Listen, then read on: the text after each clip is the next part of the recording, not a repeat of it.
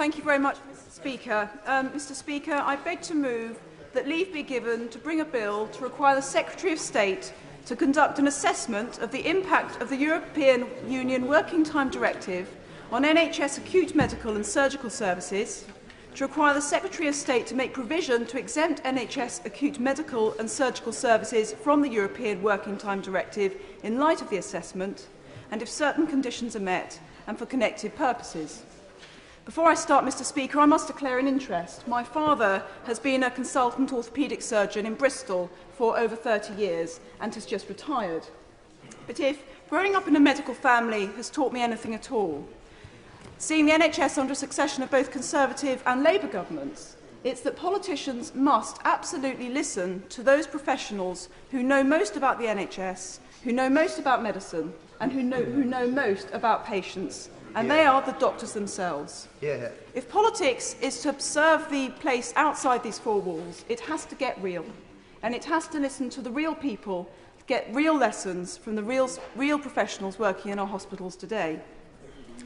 Mr. Speaker, I am seeking to bring this bill before this House for one reason, and that is the people who know best about patient care, that is the doctors, have been raising the alarm to say that the 48-hour European Working Time Directive is endangering patient safety.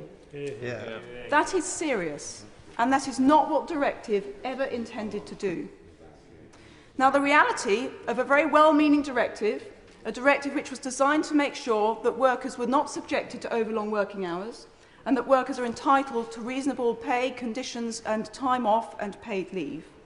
The reality of that well-meaning directive is fourfold, and I wish to expand on those four key things that are endangering patient safety in the brief time that I have, because I believe that these factors speak for themselves. Firstly, continuity of care is being eroded. Trainee doctors are being denied the training they need. Appropriate clinical expertise is not available to patients when they need it. And, I'll add with a certain grim irony, junior doctors and senior doctors are more exhausted by the shift rotas that the directive imposes than they were before. If I might elaborate. Continuity of care.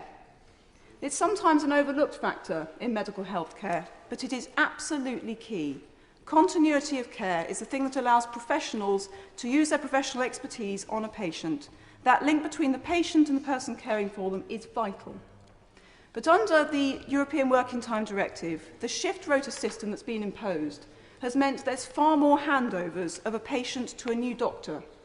And it's at those handover points that complications arise because crucial information can be missed out and can be failed to be passed on. Now, under the old system, handovers did occur, but they were far less frequent.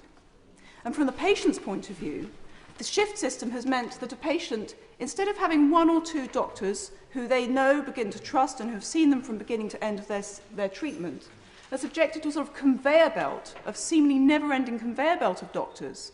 And from the doctor's point of view, there's a kind of patient pass the parcel. This must absolutely stop.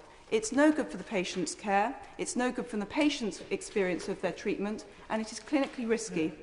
In fact, a third of all doctors said that since the European Working Time Directive had been implemented, they had seen significant deterioration in patients over the handover period. Secondly, the training of our doctors for the future is suffering. The College of Royal Surgeons, the Royal College of Surgeons has estimated that 400,000 hours of surgical time are lost every single month. Now, it doesn't take a genius to work out that if the trainees are not getting the hours in, they can't get the training that they need. And 2/3 of trainees have said that they have seen significant deterioration in their training in the short time that the European Working Time Directive has been fully implemented. And again, the irony is that this was a directive that was supposed to alleviate the exhaustion of junior doctors, but because all their hours are clumped together in one go, it's actually led to more exhaustion. So you've got more exhausted doctors getting less training. It doesn't need me to expand on that for everyone here to see that that's madness. But particularly worrying from a patient's point of view is that clinical expertise is also not there when it's needed. If you've got fewer people available, you've had fewer specialist doctors when they're needed. So to give you an example, a doctor told me about a case in which, whereas before you would have had on duty at night an orthopaedic SHO, a urology junior doctor, and a general surgery SHO on duty at night, for in case any complications arose from any of the cases there. Under the Working Time Directive, there would be, for example, only a general surgery SHO. So if you're a patient and a complication arises with your treatment, you will not have that specialist doctor available to you that you would have had before the Working Time Directive was imposed. And attempts to solve this problem are very expensive. And we're not just talking about human cost, which is obviously the key issue of this debate, but we are also talking economic cost. The attempts to patch up the gaps left in the provision of healthcare professionals and doctors has led to an explosion in the number of NHS hospital locums being employed. And the cost of this to the public purse has doubled in the last 2 years to a staggering 700 million. And in surgical locums alone, NHS locums, that has also doubled. Now, Mr. Speaker, the reality is, I think, that this cannot be allowed to continue. No one is advocating a system where junior doctors are working too long to be able to perform their job. And the Rolls College of Surgeons itself has mentioned a 65-hour working limit. But under current arrangements, doctors are more exhausted, training is less, and patient safety is being compromised. That was never the intention of the directive, and there are ways in which the government can act. The police and armed forces already have an exemption from the directive. The bill that I seek to bring to the House calls for the reality of the European Working Time Directive to be assessed properly and appropriate action to be taken to allow doctors to look after their patients in the way that they went into the profession to do. We all have constituents who are patients. We all have constituents who are junior doctors.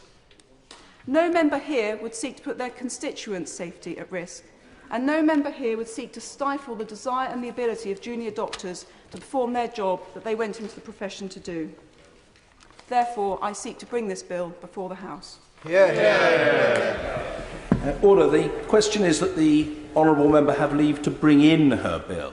As many as I've done, to say aye. Of the contrary, no. I think the ayes have it. The ayes have it. Who will prepare and bring in the bill?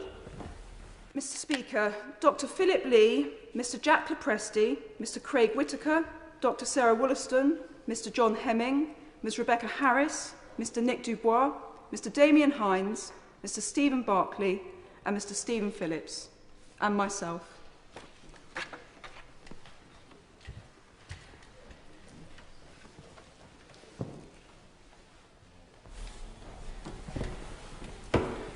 Charlotte Leslie.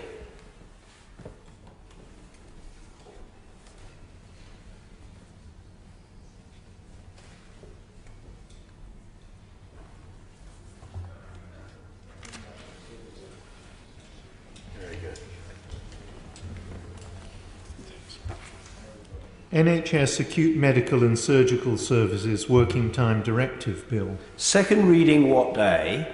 10th of June 2011. 10th of June 2011. Thank you.